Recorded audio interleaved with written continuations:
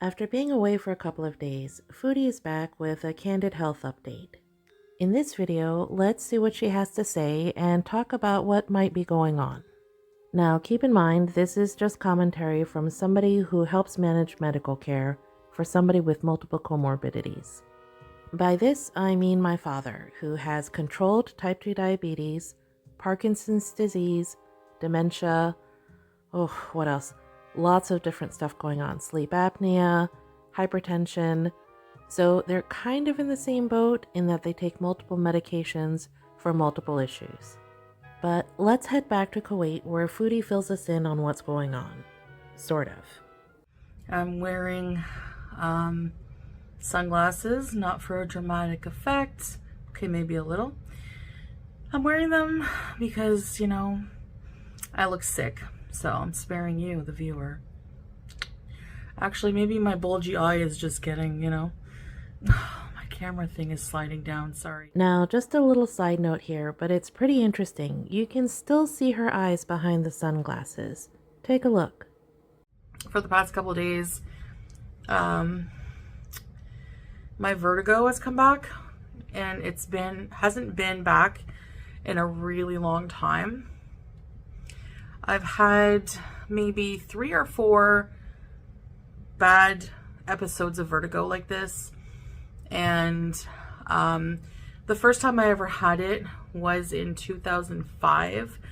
That's interesting. She's referencing a time before YouTube. And even though I've covered her for years, I don't remember vertigo. I was living with Pete in our 2-bedroom apartment in Cornwall, and out of nowhere I just I have to hold on to things to walk around. That's how everything just feels like I'm on a boat, like a boat hitting very heavy waves. Right off the bat, that could be nausea or dizziness, not necessarily vertigo. The best way to describe it. And it is something that's positional, because it's when I stand up to move around, move my head certain ways, that kind of thing. Get up too fast, it's worse. If I want to bend down and grab something and come back up quick, forget about it. I need to really take my time. Okay, this may sound familiar to some of you. A lot of times when somebody has trouble getting up and feeling dizzy, it's blood pressure related. The best person to ask about this would, of course, be her doctor. When I lay down, when I seal, I'm not dizzy. So it is positional, and I have had this before. Like I said, in 2005, I just didn't know what was going on. Okay, now the reason why I brought up my dad, even though he's in his 80s, is because he has multiple medications for multiple comorbidities, right? The same way that Foodie does. Turns out, for the past couple of years, he was falling a lot, and we couldn't figure that out. He would have these vasovagal reactions, or almost fainting, when he got up, or if it was too hot, or if he'd had too much wine. And it ended up being his medications. They were all sort of battling each other. The easiest thing Foodie could do is take all of her medications to her doctor and say that maybe she's having side effects. Eventually it just went away.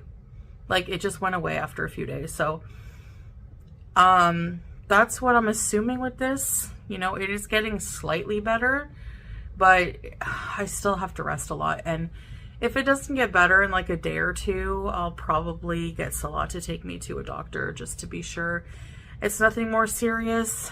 And yeah, that's where I've been. I've just been honestly ill, not well. So yeah, I just haven't had the energy to come on here, be social, even in, a cyber sense. Okay, that's fair. We all go through phases where we don't feel that great and we don't necessarily have to go to the doctor. But in Foodie's case, I would bet you dollars to donuts that her blood sugar is way worse than what she's admitting. And if that's the case, then she should really be keeping a daily log where she records her blood sugars several times a day and share that with her doctor. She also needs to be honest with him.